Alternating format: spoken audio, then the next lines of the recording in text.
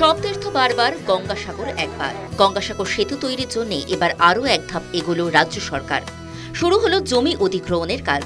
গঙ্গাসাগর পৌঁছাতে হলে যাতায়াতের একমাত্র পথ হিসাবে পেরোতে হয় মুড়িগঙ্গা নদী। নদীতে জল না থাকায় অসুবিধায় পড়তে হয় লাখো লাখো পুণ্যার্থীকে। অনেক সময়ই 5 থেকে 6 ঘন্টা নদীতে আটকে থাকতে হয় তাদের। এই সমস্যার জেরে ত্রাহি ত্রাহি অবস্থা রোগী থেকে নিত্যযাত্রীদের। সাধারণ মানুষের সমস্যার কথা ভেবেই মুড়িগঙ্গা নদীর ওপরে দীর্ঘ গঙ্গাসাগর সেতু নির্মাণের সিদ্ধান্ত নেন রাজ্য সরকার। এক প্রান্ত কচুবেড়িয়া এবং অপর প্রান্ত কাকদ্বীপের লট নাম্বার 8 সংযোগ করবে এই গঙ্গাসাগর সেতু। কচুবেড়িয়া এলাকা স্থানীয় মানুষদের থেকে ইতিমধ্যেই জমি অধিগ্রহণের কাজ শুরু করেছে সাগর ব্লক প্রশাসন ও সুন্দরবন উন্নয়ন দপ্তর। প্রায় 39 জন সাধারণ মানুষের জমি অধিগ্রহণ করা হয় সরকারের তরফে। তাদের মধ্যে 8 জনের হাতে চেক তুলে দেন সুন্দরবন গ্রামোন্নয়ন মন্ত্রী বঙ্কিম হাজরা। তাদের বসবাসের জন্য সরকারি জমিও রেজিস্ট্রি করে দেওয়া হয়।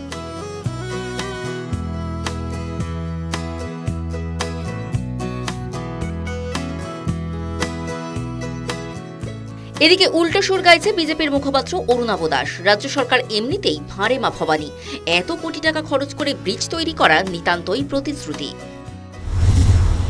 রাজ্য সরকার তো এমনি তো ভাঁড়ে মা ভবানী, শিক্ষকদেরও বেতন দিতে পারছে না, ডিএ বাড়াতে পারছে না, চাকরি দিতে পারছে না, আর এত কোটি কোটি টাকাতে ব্রিজ তৈরি করবে। দেখুন, ব্রিজ হলে আমরাও সবাই উপকৃত হবে এবং আমরা আনন্দিত হব। কিন্তু এই রাজ্য সরকার প্রতিনিয়ত এই ভোট আসছে বলে এই সমস্ত কিছু জমিদাতাকে টাকা পয়সা দিচ্ছে, কিন্তু ব্রিজ করার মতো সামর্থ্য রাজ্য সরকারের নেই। এই 39 জন এলাকাবাসীর মধ্যে কারোর আছে বসত বাড়ি, আবার কেউ তুলে দিয়েছে তাদের চাষের জমি। জীবনের এতগুলো দিন অতিবাহিত করার পর নিজেদের জমি সরকারের হাতে তুলে দিতে হচ্ছে বলে কার্যত ভারাক্রান্ত তারা। গঙ্গাসাগর সেতু দ্রুত রূপায়ণের কাজ হবে বলে আশাবাদী সুন্দরবন উন্নয়ন দপ্তর। News time.